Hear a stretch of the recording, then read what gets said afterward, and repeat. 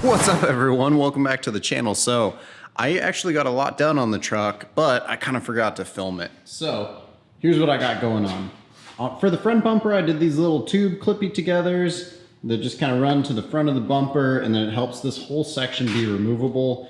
This sway bar is in its final resting place. I'm so amped I was able to make that actually fit, and then I also ran a tube to brace that part. We actually just posted a video where we show you guys how we can bend and notch this tube in one shot with no wasted metal. So you can check that out. I'll put it like up there, or it's up there. I don't remember. I'm not really good at this YouTube stuff, but that's in its final location. Today, my goal is for this video to land 4 tubes. We're gonna copy this exo cage tube and put it kind of like here, down to it. And then I wanna run a tube across, and then I can actually measure the roll-up doors for the side. So I sent a quote out to a company that makes those roll-up doors that you see on the side of fire engines, and we're gonna put those on the side of this toolbox thing. I think it'll be pretty sick. So that's what we're doing today. So I guess we better get to it. So the first step to this thing is I gotta measure the angle of the tube. So I have these digital protractors. These things are great. So you take it over here and then you just plop it on this joint, and you can see that this is 72.3 degrees for this bend. So we'll be copying that shape up there over to here so it comes out and down. And then I have marked on this thing how far out that piece of tube goes to. This is the side rail tube. I think this thing used to live right here as a fender, but I just measured it and this bend is already 60 degrees. And I think there's enough room to put the clamp on, put it in the bender, and just give it another 10. And then I could probably use this thing for that. So it's gonna look something like that, just to match the front one. I think I can reuse this though. Let's see. I guess I gotta clean it up first though.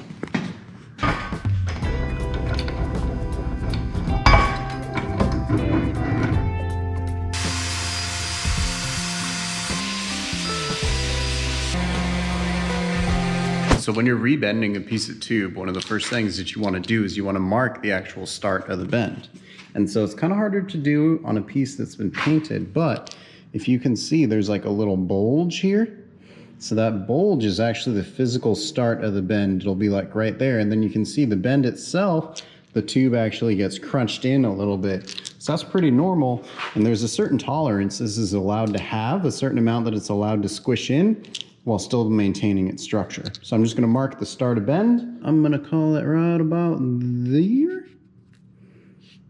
Again, this is a total guess, just giving me an idea of where to pop it in the bender.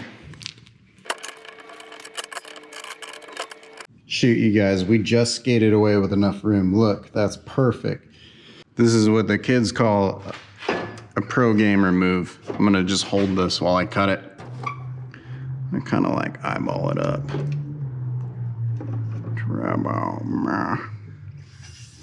About there.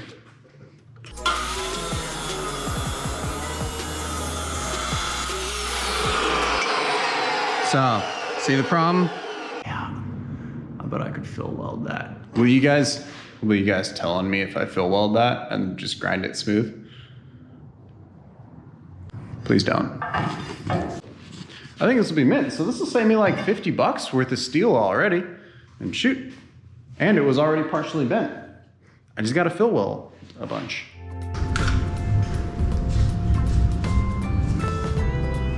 I'm gonna just hold this with my hand to cut it. It's not the right way to do it. Please don't do it. Wear your seatbelt. Back at the truck, you can see we're off in 2 dimensions, which is actually perfect. That's exactly what I want to see right now. So this is that gold edge I was talking about, and I've cut this so it's a little bit higher. So you see, as you continue to cut this higher, this piece can actually move out more, which will change this angle and move this piece down slightly. So it'll angle it down. So this should be mint. Actually, if I take another 1/4, 1/2 inch out, it'll suck that angle down and flatten it, and it'll still line up with that. Because this is 3.5 inches out, I didn't plan for this to happen. But because that's 3.5 inches out, I can always put it back in the bender and give it just a couple more degrees too if I want. I'll do both sides and kind of hold them up before I decide ultimately what I'm gonna do with that. But it's working out better than I hoped right now. I'll just take a little more off of this guy and then I'll try and refit it to there. Actually, looking at this, I'm definitely gonna have to bend it a little more too. So you know what I'll do? I lied, you guys. I'm gonna actually bend this thing probably another 5 degrees real quick until I nail that angle.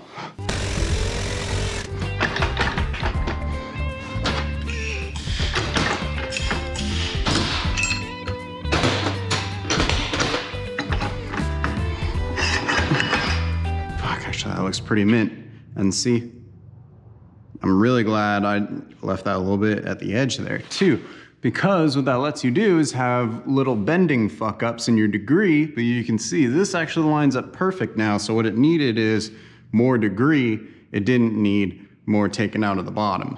I wish I could tell you guys there's some guide or some measurements you can take to know for sure whether that needs to happen. But honestly, it's mainly practice. And then you have to assume that you have a certain margin of error on this stuff too. So nothing's ever square. The thing that matters is your actual tolerances. And so when I talk to my friends who are in machine shops, their tolerances are thousandths of an inch. My tolerances are like 1/4 inch or more sometimes. For this back section, as long as it's within 1/4 inch square, I think I'm doing great. Because literally my first trip out, I plan to roll it into a ditch. And it'll be off by then anyways. So maybe I will clean that tube up and actually tack it in just like this. I think it's fine. I could probably fill weld that.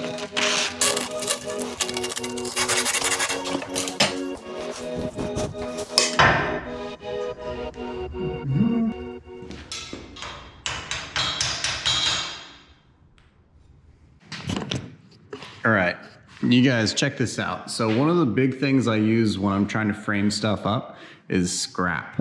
So what I want is this entire back section to be one flat plate. So I need it all to be roughly in the same line so I can weld it together. So all I've done is I've clamped stuff against this to ensure that the tubes line up perfectly to it. It's okay to have a little bit of a gap. It's not the biggest deal in the world. I'm not super worried about it, but I like it to be as close as possible because it makes the end part easier. I'm gonna run some kind of dirty tacks real quick and then we'll do the other side, and I think I can get this thing framed out today. How fucking cool would that be, right? I'd be pretty stoked if I can make that happen. All right, I'm gonna do it.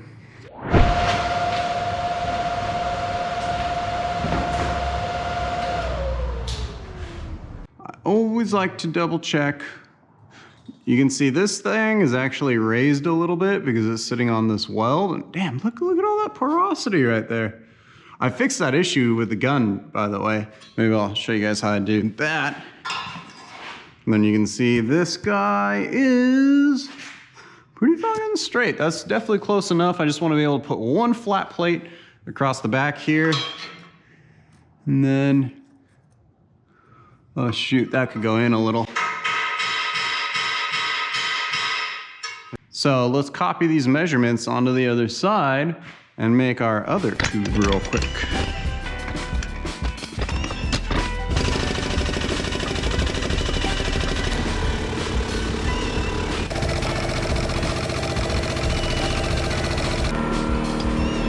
Whoo-wee, would you look at that? I bent this one in one shot.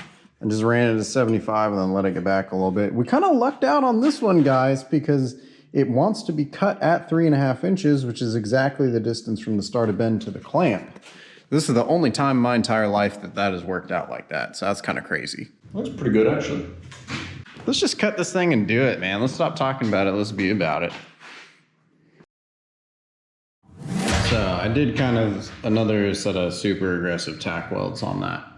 I'm worried about it moving, essentially. I'm worried if I just do a small tack, the whole thing is gonna move. So I'm doing these kind of like tacks that are this long. Don't judge me on it. Also, if you guys ever catch a shop doing this instead of cutting out a piece to fill it in and then welding it and grinding it smooth, ask for your money back.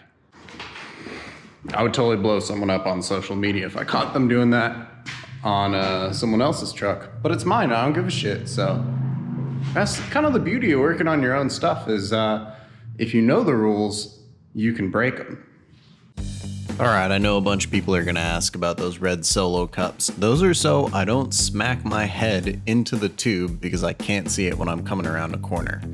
It's really important for me to make this entire back section flat, so it's really nice to have a bunch of giant pieces of scrap. This is actually some tubing for another project. And I'll just hold it up on the truck in a couple different spots, tack it in, and just kind of go from there. Next step is I'm measuring this, I'm gonna cut it, hole saw through this thing, run a tube to there, and then we're gonna run a tube across there.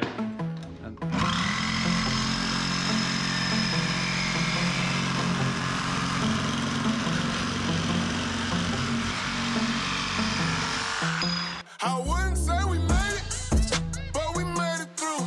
We just had moose to make and we made them do that. I wouldn't say we made it, but we made it through.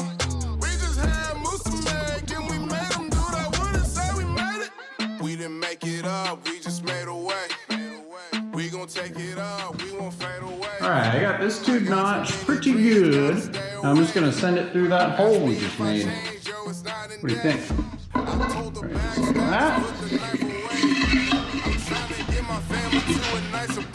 That's a tight fit. With this tube kind of in its final spot, what I gotta do is actually check and make sure that it's even. So I'll just zero it against the top and that'll be the base of the floor and kind of the start of the fenders. You can see this tube provides almost no coverage to the tires. So I think I'm gonna get a tube roller and I'm gonna roll some like cool looking little step side tube fender, like an old Chevy truck step side looking thing. Or I'll get lazy and just never do it. Look at these tack welds, these are awful. But you can see we got it 0.0 exactly. Move it over here. Negative 0.05, now it's at 0.0. So I think we're well within the margin of error for everything.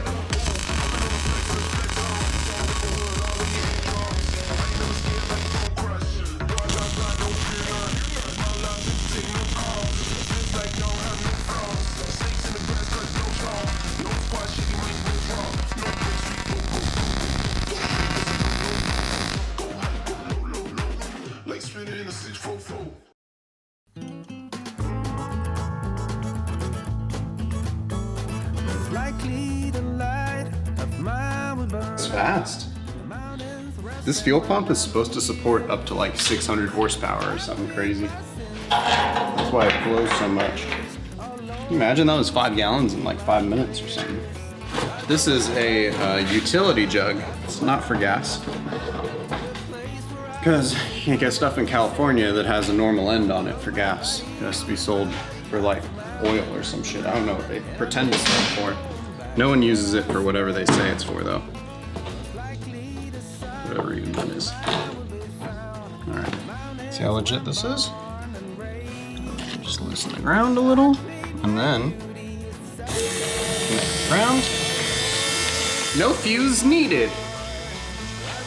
It's just gas. Pretty easy. It's fucking hot in here, dude. Fucking hot. I need some more gin and tonic.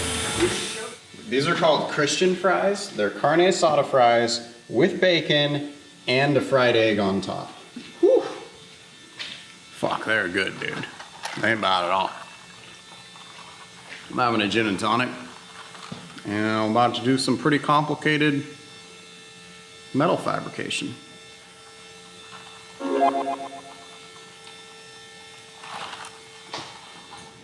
Our like back shop area looks like a shithole. I know, we gotta go through it So all. bad. How are we gonna be able to get this in and out after all this shit's built? We can't, it lives there. Fuck. We have to dirty smog it. God damn it. We should just LS it if we're gonna dirty smog it. Oh yeah. If we're already paying for a smog, why not have the benefits of having a decent sized motor too? Are you gonna help? Well, I thought you were just measuring. No, we have to put it in.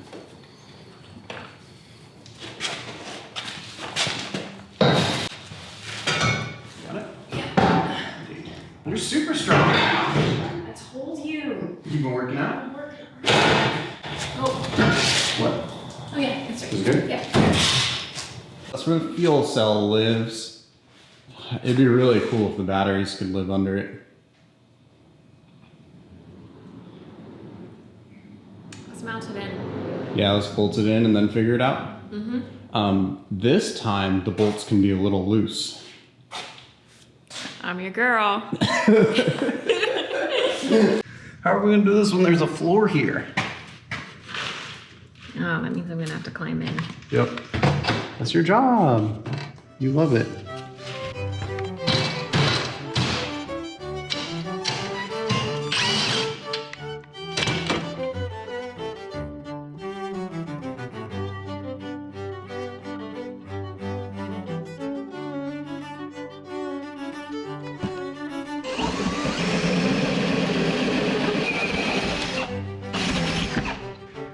Fucking hot, dude. Fucking hot. Sucks.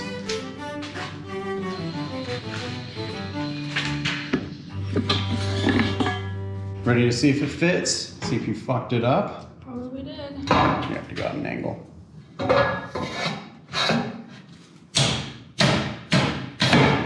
fucking legitty titty right there, buddy. Totes legitty titty. That was a good one. That hurt my wrist though. That's my fucked up wrist. You gotta work out. The one I broke. How would working out help my broken wrist? I'm saying. You gotta work out. This is kind of exciting, actually. I don't think this would be as motivating as it is, but it is. pretty motivating. You just gotta square it up. I was gonna say it might be. I might Off need square. to. I'll clean the tubes while you clean that. What do you think about that? Okay.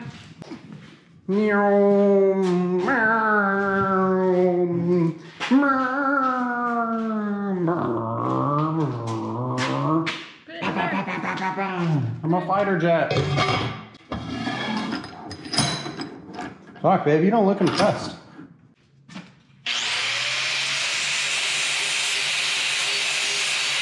You know the funny thing about gas too? It's flammable. Well, no. Its vapors are flammable. Actually, if that tank was full of liquid, it would be safer than it is now. Oh, you told me this before. Yeah. So like when you're welding on a gas tank, it's almost better if it's full. I've got a bunch of DMs about people who want me to make like DIY how-to beginner welding videos, so I think I'm gonna work on that, but I thought I'd show you guys a little bit of how I weld just in this clip here, shooting through the hood. You can see I'm trying to keep like a 10 to 15 degree gun angle. This is pretty steep, and I'm just whipping really, really small circles, really slow. And right at the end, I let it go just a little longer.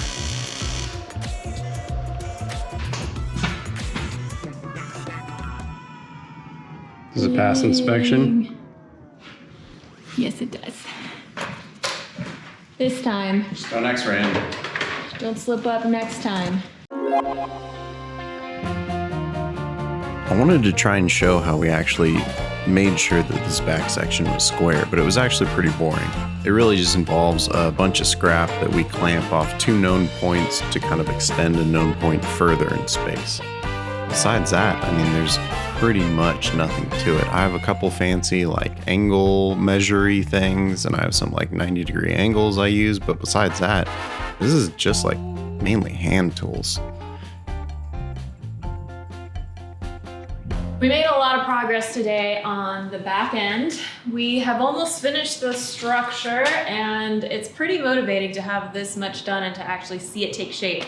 We put some aluminum panels down to take a look at what it would be like to have that floor there and how much storage we have, and we're pretty excited about it. We're still gonna have the fridge that's sitting down here along with water storage behind it. So this is all open. We'll still have our 26 inches of travel, the 3-tube bypasses, the 32-gallon fuel cell, our portable welder. Everything will be the same in that sense, just way more storage.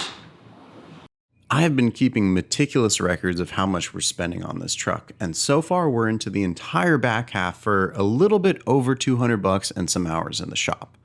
Pretty much everything on this truck is from Craigslist or eBay. It's definitely not a high dollar build. You could rebuild this truck for way cheaper than any brand new 4x4 you could buy off the lot.